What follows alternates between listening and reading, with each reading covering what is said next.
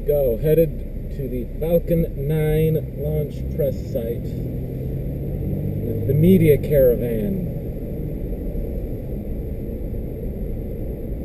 And about 20 more cars behind me.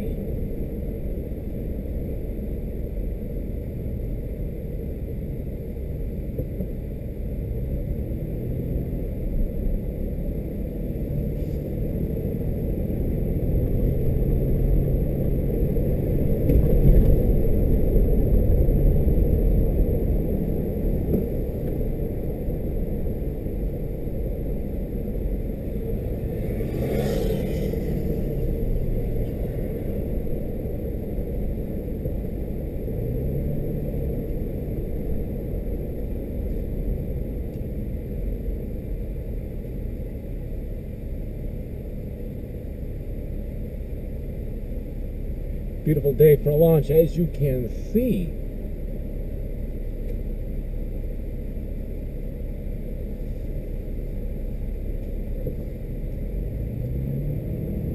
We are heading into the south gate at Cape Canaveral Air Force Station and their brand new canopy over the guard shack. It only took 70 years, 80 years to do this. Now we're just getting waved through. Happy Thanksgiving!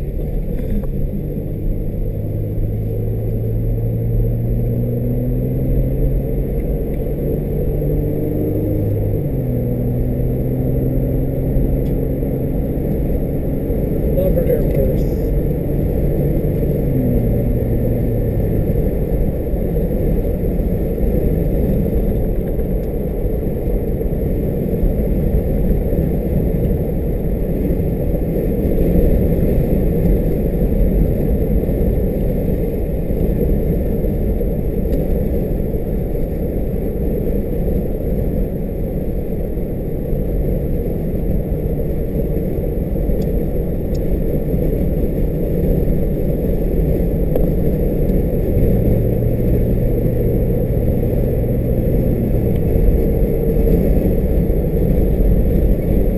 Heading out to the first Thanksgiving Day space launch from Cape Canaveral since 1959. On November 26, 1959, an Atlas Able rocket lifted off with the Pioneer P-3 lunar probe for NASA.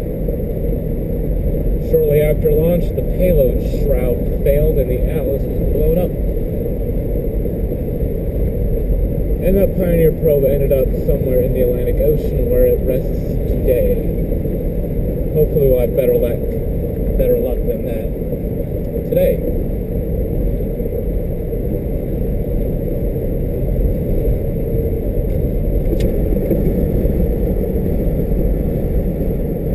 Here on the right is the road to Space Launch Complex 25 and 29. That's where the first American satellite and the first American in space lifted off from. On the left, on the edge of the screen, you can see some bulb domes and some antennae. That is the Range Safety Destruct Antenna Farm. That is where if a rocket goes off course and has to be blown up, that's where the signal comes from.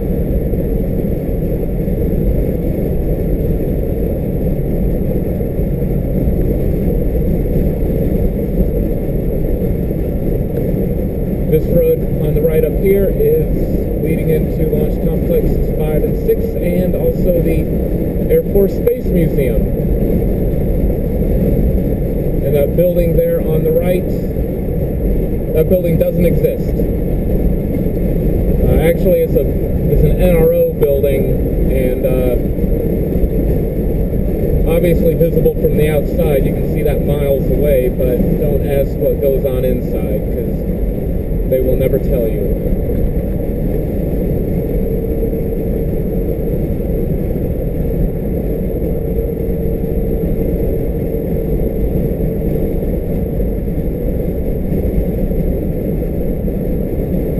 You may have seen two towers in the distance on the right that we just passed, those are the mobile service towers for the Delta II rocket, which one or two may fly out of here again in the future. But other than that, that rocket, after being used for decades, that rocket is being phased out. There are only several of them left in inventory.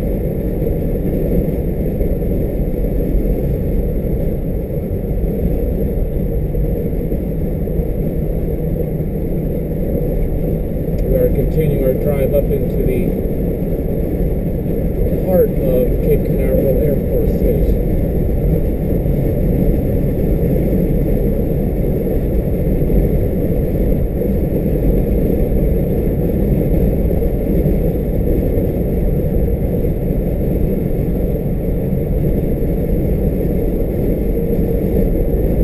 Here on the right is a camera mound for Air Force and NASA and other photographers or videographer teams to track and record the launch. And they're setting up for the Falcon today.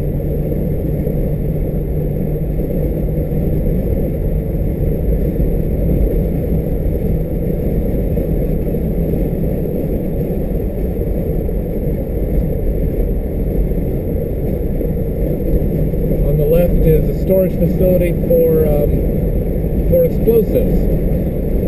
They're wheeled inside those, in the middle of those bunkers, and in case there's an accident, they'll explode to the sides, and they will spare the industrial area and the south part of the Air Force Station from any debris or toxic fumes.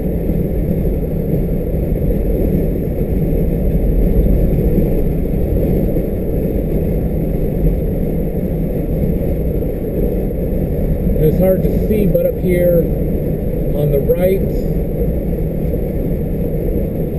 to the right of the water tower, way to the right of the water tower, you can see the top of the control tower at the Cape Canaveral skid strip.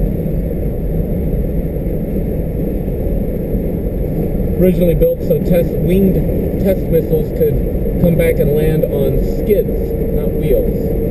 Now it's used for logistics support, and also used by the 920th Rescue Wing to send out their aircraft and helicopters when they go out on patrol missions out here. And they're up in the air right now, patrolling the skies and the waters for any ships or planes that might stray into the restricted area.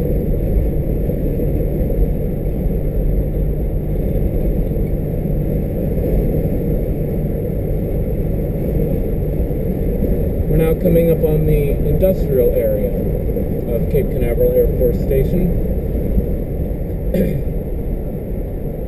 This is where the various hangars, Hangar AE, AF, Hangar S, N, O, etc., where they are located. This is where, Hangar S is where the Mercury astronauts quartered themselves before launch. It's also where Werner von Braun had his office. It'll be on the left up here. Hangar AE is where telemetry comes in, and we'll hear post-launch, well, not for this launch, but for NASA and United Launch Alliance, Atlas and Delta launches, we hear post-launch commentary from Hangar AE. Fire station on the right. Here are the hangars, Hangar R, D on the left. Hangar H on the right. Most of these are fairly empty these days, but they're available for use if the Air Force gets any tenants for them. SpaceX took over one of these hangars up here.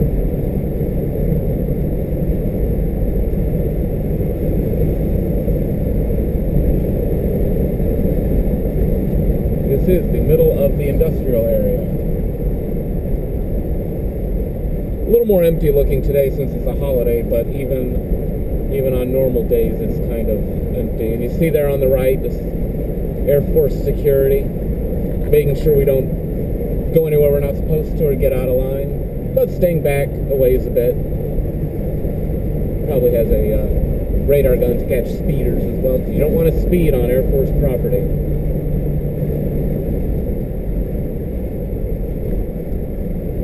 Central Computer Complex That building isn't used anymore. It used to be where all the main computers, telemetry computers and such were located.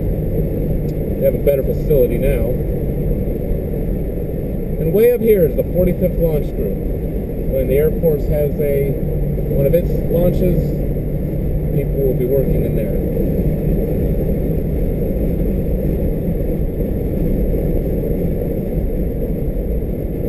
So we're leaving the launch area, or the industrial area, and going to the launch areas, the test areas. This road splits in half. You go one way, and it takes you up the old launch pads from the 1960s and the missile race. John Glenn's launch pad is up there. The Gemini mission launch pads. Slick 34 and 37 are up that way. Slick 34 is where Apollo 1 accident happened. And just there, past the trees, you can see the mobile tower for Slick 37. There's a Delta IV on the launch pad right now, getting ready for its launch next month, carrying GPS-2 F5 for the Air Force.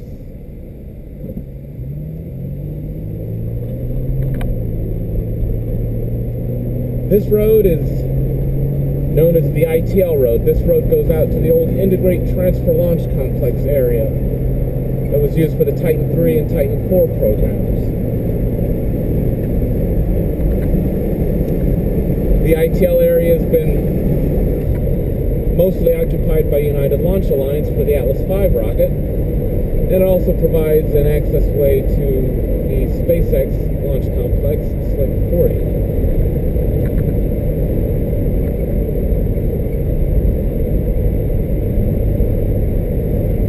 As you can see, people are horrible at maintaining these media caravans. Our Air Force escort has pretty much left us in the dust, but we'll catch up. Straight ahead is the Atlas V launch pad. You know, it's the Atlas V pad, not the SpaceX launch pad, because of the white service integration facility. It has that tall white building and 4 lightning towers. The Delta complex on the right has a movable white mobile service tower and 2 lightning towers. And coming out just beyond the trees is the Falcon 9 version 1.1, standing tall on the launch pad there, poking its head between the 4 lightning towers, all fueled up and ready to go. And here we go, headed out onto the ITL causeway. Straight ahead and to the left, that low pink building is the Atlas Space Flight Operations Center. Our friendly Air Force security. The Atlas Launch Control Center is in that ASOC facility, so is the sort of the hangars that receive the Atlas V rockets and process them. The integration facility is on the right side of the building. You can see the large doors there, maybe. That worn-out gray building in between, or to the right of it, is one of the old Titan IV facilities. And if you look on the right, you see 2 buildings. They are Air Force buildings, and they were used for the Titan IV program. They are not used for the Atlas. To the right of that is the Atlas launch pad, and to the right of that is Falcon. And here we are at the press site. We have porta potties, and that's about it. And security's about to tell us where to go. Happy Thanksgiving. Happy Thanksgiving! Happy Thanksgiving. Poor guys have to work today also. You see the VAB way in the distance. And to the left of those old Titan buildings, you can see Shuttle Launch Complex 39A. And the Lightning Towers for Complex 39B. A little chilly today. People are all bundled up, and we are being told to move down even further.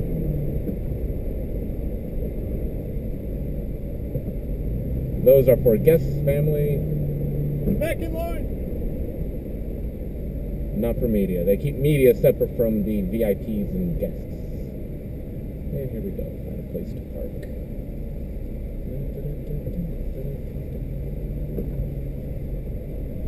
Hi. How are you? Pretty good.